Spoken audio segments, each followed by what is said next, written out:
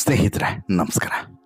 Challenging star Darshan ಮತ್ತು ಇಡೀ devil gang ರೇಣುಕಸ್ವಾಮಿಯನ್ನು ಹತ್ಯೆ ಮಾಡಿದ ಬಳಿಕ ಇಡೀ ದೇಶದಾದ್ಯಂತ ಮಾತ್ರವಲ್ಲದೆ ಅಂತಾರಾಷ್ಟ್ರೀಯ ಮಟ್ಟದಲ್ಲೂ ಕೂಡ ಸುದ್ದಿ ಆಗ್ತಿರುವಂಥ ವಿಚಾರ. ಅಷ್ಟು ಮಾತ್ರವಲ್ಲದೆ ದರ್ಶನ್ ಇಷ್ಟು ದಿನಗಳ ಕಾಲ ಜೈಲು ವಾಸವನ್ನು ಅನುಭವಿಸ್ತಾನೆ ಅಂತ ಹೇಳ್ಬಿಟ್ಟು ಬಹುಶಃ ಯಾರು ಕೂಡ ಅನ್ಕೊಂಡಿರಲಿಲ್ಲ. ಒಬ್ಬ ಸ್ಟಾರ್ ನಟ, ಕೋಟ್ಯಾಂತರ ಅಭಿಮಾನಿಗಳನ್ನು ಹೊಂದಿರುವಂಥ ನಟ ಇವತ್ತು ಈ ರೀತಿ ಜೈಲು ಕಂಬಿಯನ್ನು ಎಣಿಸುವಂಥ ಪರಿಸ್ಥಿತಿ ಬರುತ್ತೆ ಅಂತ ಹೇಳಿದ್ರೆ ಅದಕ್ಕಿಂತ ಶೋಚನೀಯ ಪರಿಸ್ಥಿತಿ ಇನ್ನೊಂದಿಲ್ಲ ಅನಿಸುತ್ತೆ.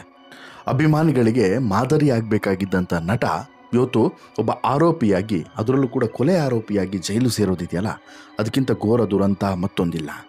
ಇಂಥವನಿಗೆ ಕಠಿಣಾತಿ ಕಠಿಣ ಶಿಕ್ಷೆ ಆಗಲೇಬೇಕು. ನಿಜವಾಗ್ಲೂ ಕೂಡ ಆತ ಇದರಲ್ಲಿ ಭಾಗಿಯಾಗಿದ್ದರೆ ಅನ್ನುವಂಥ ಮಾತುಗಳು ಕೂಡ ಕೇಳಿ ಬರ್ತಿದ್ದಾವೆ ಒಂದು ಕಡೆ. ಮತ್ತೊಂದು ಕಡೆ ಈತನಿಗೆ ಇರುವಂತಹ ಈ ಹೆಣ್ಣಿನ ವಿಚಾರದ ಮೋಹ ಇದೆ ನೋಡಿ, ಇದೇ ಇಲ್ಲಿಗೆ ತಂದು ನಿಲ್ಲಿಸಿದ್ದು ಅನ್ನೋದು ಮತ್ತೊಮ್ಮೆ ಸಾಬೀತಾಗಿದೆ. ಆವತ್ತು ನಿಖಿತಾಗೋಸ್ಕರ ಹೆಂಡತಿಯ ಮೇಲೆ ಮರಣಾಂತಿಕವಾಗಿ ಹಲ್ಲೆ ಮಾಡಿದಂಥ ದರ್ಶನ್ ಜೈಲು ಸೇರಿದ್ದ. ಅದಾದ ಬಳಿಕ ಬುದ್ಧಿ ಕಲಿತಾನೇನೋ ಅಂತ ಹೇಳಿಬಿಟ್ಟು ಸ್ವತಃ ಆತನ ಹೆಂಡತಿಯಿಂದ ಹಿಡಿದು ಪ್ರತಿಯೊಬ್ಬರು ಕೂಡ ಅಂದ್ಕೊಂಡಿದ್ರು. ಆದರೆ ಹುಟ್ಟುಗುಣ ಸುಟ್ಟರು ಹೋಗಲ್ಲ ಅನ್ನೋ ಹಾಗೆ ಮತ್ತೆ ಮತ್ತೆ ಮತ್ತೆ ಮತ್ತೆ ಅದೇ ರೀತಿ ಹೆಣ್ಣಿನ ಮೋಹಕ್ಕೆ ಬೀಳ್ತಾ ಇರುವಂಥ ದರ್ಶನ್ ಈ ಬಾರಿಯೂ ಕೂಡ ಇದೇ ಪರಸ್ತ್ರೀಯ ಮೋಹದಿಂದ ಕೊಲೆಯನ್ನು ಮಾಡಿ ಆ ಕೊಲೆಯ ಆರೋಪಿಯಾಗಿ ಜೈಲು ಸೇರುವಂಥ ಪರಿಸ್ಥಿತಿ ಬಂದಿದೆ. ಆದರೆ ಈಗ ಇದೇ ಪರಸ್ತ್ರೀಯಿಂದ ಹೆಂಡತಿಗೂ ಕೂಡ ದೊಡ್ಡ ತಲೆನೋವು ಎದುರಾಗಿದೆ. ಸೊ ದಟ್ ಹೆಂಡತಿ, ಕಟ್ಕೊಂಡಂಥ ಹೆಂಡತಿ ಮತ್ತು ಕಾನೂನುಬದ್ಧವಾಗಿ ಧಾರ್ಮಿಕಬದ್ಧವಾಗಿ ಮದುವೆ ಆದಂಥ ಹೆಂಡತಿ ಈಗ ಒಂದು ಕಡೆ ಕಮಿಷನರ್ಗೆ ಪತ್ರ ಬರೆಯೋದ್ರ ಮೂಲಕ ನಾನೇ ಅವರ ಹೆಂಡತಿ ಅನ್ನೋದನ್ನು ಸ್ಪಷ್ಟಪಡಿಸ್ತಿದ್ದಾರೆ. ಮತ್ತೊಂದು ಕಡೆ ಇನ್ನೊಂದು ವಿಚಾರವನ್ನು ಕೂಡ ಕ್ಲಿಯರ್ ಆಗಿ ಜನತೆಯ ಮುಂದೆ ಬಿಚ್ಚಿಟ್ಟಿದ್ದಾರೆ. ಅದೇನು, ಪವಿತ್ರ ಕೇವಲ ಇಟ್ಕೊಂಡವಳು ಅಥವಾ ಗೆಳತಿಯಷ್ಟೇ, ಬೇರೇನೂ ಇಲ್ಲ ದರ್ಶನ್ ಮತ್ತು ಪವಿತ್ರ ನಡುವೆ ಅನ್ನುವಂತಹ ಒಂದು ವಿಚಾರವನ್ನು ಸ್ಪಷ್ಟಪಡಿಸಿದ್ದಾರೆ. ಹಾಗಾದರೆ ಯಾಕೆ ವಿಜಯಲಕ್ಷ್ಮಿ ಇಂಥದ್ದೊಂದು ನಿರ್ಧಾರವನ್ನು ತೆಗೆದುಕೊಂಡಿದ್ದು ಯಾಕೆ?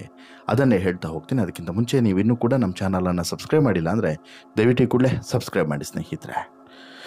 ಚಾಲೆಂಜಿಂಗ್ ಸ್ಟಾರ್ ದರ್ಶನ್ಗೆ ಎಷ್ಟು ಜನ ಅಭಿಮಾನಿಗಳಿದ್ದಾರೋ ಅಷ್ಟೇ ಜನ ಹೇಟರ್ಸ್ ಕೂಡ ಇವತ್ತು ಹುಟ್ಕೊಂಡಿದ್ದಾರೆ. ಕಾರಣ ದರ್ಶನ್ ತನ್ನ ವೈಯಕ್ತಿಕ ಬದುಕಿನಲ್ಲಿ ಮಾಡಿದಂಥ ಒಂದಷ್ಟು ಎಡವಟ್ಟುಗಳು. ಹೌದು, ಸ್ಯಾಂಡಲ್ವುಡ್ನ ನಟ ಚಾಲೆಂಜಿಂಗ್ ಸ್ಟಾರ್ ದರ್ಶನ್ ಖಾಸಗಿ ವಿಚಾರ ದೇಶ ವಿದೇಶದಲ್ಲೂ ಕೂಡ ಭಾರಿ ಸುದ್ದಿ ಆಗ್ತಿದೆ. ಹತ್ಯೆ ಪ್ರಕರಣದಲ್ಲಿ ಜೈಲು ಸೇರಿರುವಂತಹ ಪತಿ ದರ್ಶನ್ ಬಿಡುಗಡೆಗೆ ಪತ್ನಿ ವಿಜಯಲಕ್ಷ್ಮಿ ಮುಂದಾಗಿದ್ದು ಇದಕ್ಕಾಗಿ ಸಾಕಷ್ಟು ಪ್ರಯತ್ನವನ್ನು ನಡೆಸ್ತಾ ಇದ್ದಾರೆ. ಇದೇ ವೇಳೆ ವಿಜಯಲಕ್ಷ್ಮಿ ಮತ್ತೊಂದು ವಿಚಾರವನ್ನು ಕೂಡ ಬಹಿರಂಗಪಡಿಸಿದ್ದಾರೆ. ಪೊಲೀಸ್ ಆಯುಕ್ತರಿಗೆ ಒಂದು ಪತ್ರವನ್ನು ಬರೆಯೋದ್ರ ಮೂಲಕ ಎರಡು ವಿಚಾರಗಳನ್ನು ಜಗತ್ತಿಗೆ ಸ್ಪಷ್ಟವಾಗಿ ಹೇಳುವಂಥ ಪ್ರಯತ್ನವನ್ನು ಮಾಡಿದ್ದಾರೆ. ಏನದು ಅದನ್ನೇ ಹೇಳ್ತಾ ಹೋಗ್ತೀನಿ ನೋಡಿ. ದರ್ಶನ್ ಪತ್ನಿ ವಿಜಯಲಕ್ಷ್ಮಿ ಪೊಲೀಸ್ ಆಯುಕ್ತರಿಗೆ ಬರೆದಿರುವಂಥ ಪತ್ರದ ಮೂಲಕ ಸತ್ಯದ ಅರಿವನ್ನು ಮೂಡಿಸಿದ್ದಾರೆ. ಪತ್ರದಲ್ಲಿ ಪವಿತ್ರ ಗೌಡ ದರ್ಶನ್ ಅವರ ಪತ್ನಿ ಅಲ್ಲ ಅನ್ನೋದನ್ನು ಸ್ಪಷ್ಟವಾಗಿ ಹೇಳಿದ್ದಾರೆ. ಇನ್ನೊಮ್ಮೆ ಬೆಂಗಳೂರು ಪೊಲೀಸ್ ಕಮಿಷನರ್ ಆಗಿರುವಂತಹ ದಯಾನಂದ್ ಅವರು ಸುದ್ದಿಗೋಷ್ಠಿ ಮಾಡುವಾಗ ದರ್ಶನ್ ಪತ್ನಿ ಪವಿತ್ರ ಗೌಡ ಅಂತೇಳಿ ಹೇಳಿದರು, ಅಲ್ಲದೆ ಶ್ರೀಮತಿ ಪವಿತ್ರ ಗೌಡ ಅಂತಲೂ ಕೂಡ ಹೇಳಿದರು. ಹೌದು, 100% ಅವರು ಶ್ರೀಮತಿ ಪವಿತ್ರ ಗೌಡ ಡಿವೋರ್ಸ್ ಆಗಿದೆ ಅನ್ನೋದನ್ನು ಕೂಡ ಉಲ್ಲೇಖ ಮಾಡಬೇಕಾಗುತ್ತೆ. ಒಂದು. ಎರಡನೇ ವಿಚಾರ, ದರ್ಶನ್ ಪತ್ನಿ ಪವಿತ್ರ ಗೌಡ ಅನ್ನೋದು ಅಕ್ಷರಶಃ ಸುಳ್ಳು. ಇಲ್ಲಿ ಕಮಿಷನರು ಇದನ್ನು ತಿದ್ದುಕೊಳ್ಳಲೇಬೇಕು, ಇದಕ್ಕೆ ಕ್ಷಮೆ ಕೇಳಲೇಬೇಕು 100%.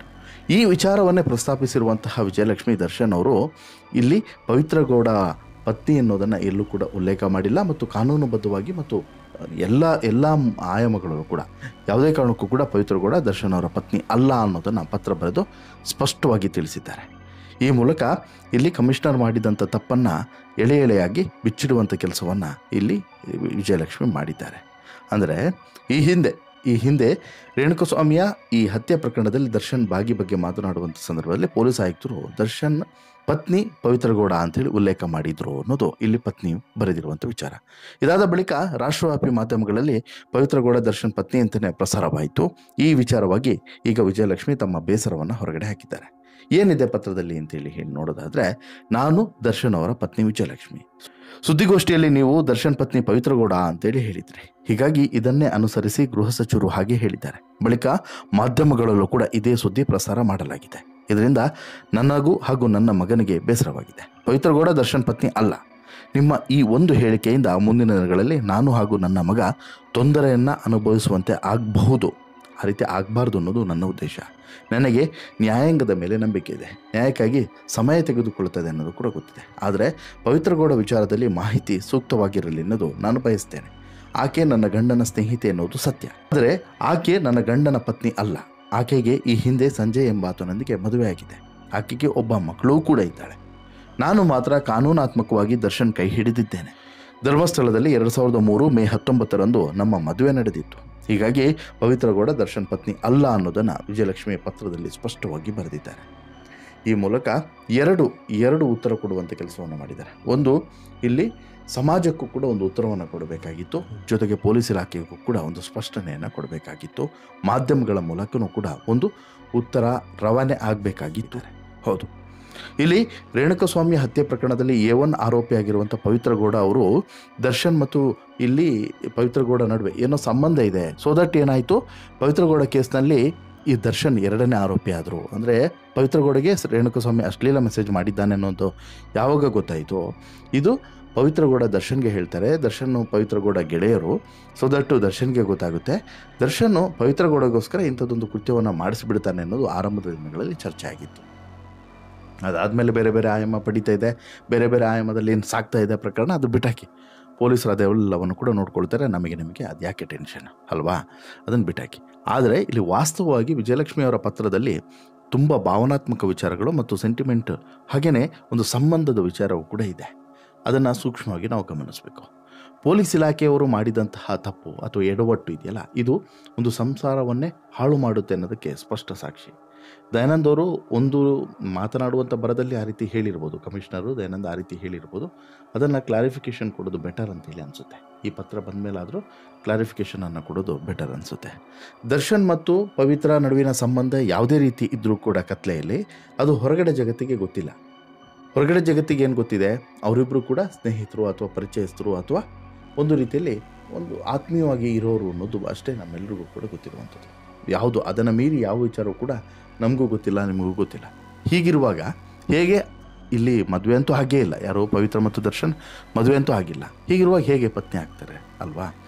ಆಮೇಲೆ ಪದೇ ಪದೇ ಪದೇ ಪದೇ ಪವಿತ್ರಳಿಂದನೇ ದರ್ಶನ್ ಈ ಪರಿಸ್ಥಿತಿಗೆ ಬಂದ ಅನ್ನೋದನ್ನು ಕೂಡ ಎಲ್ಲರೂ ಕೂಡ ಹೇಳ್ತಿರುವಾಗ ಇದನ್ನು ಕೂಡ ಒಂದು ಸಂದೇಶವನ್ನು ರವಾನಿಸಬೇಕಾಗ್ತದೆ ಯಾರು, ವಿಜಯಲಕ್ಷ್ಮಿ. ಸೊ ದಟ್ ಇಂಥದ್ದೊಂದು ಸ್ಟ್ರಾಟರ್ಜಿಯನ್ನು ಮಾಡಿಸ್ತಾರೆ.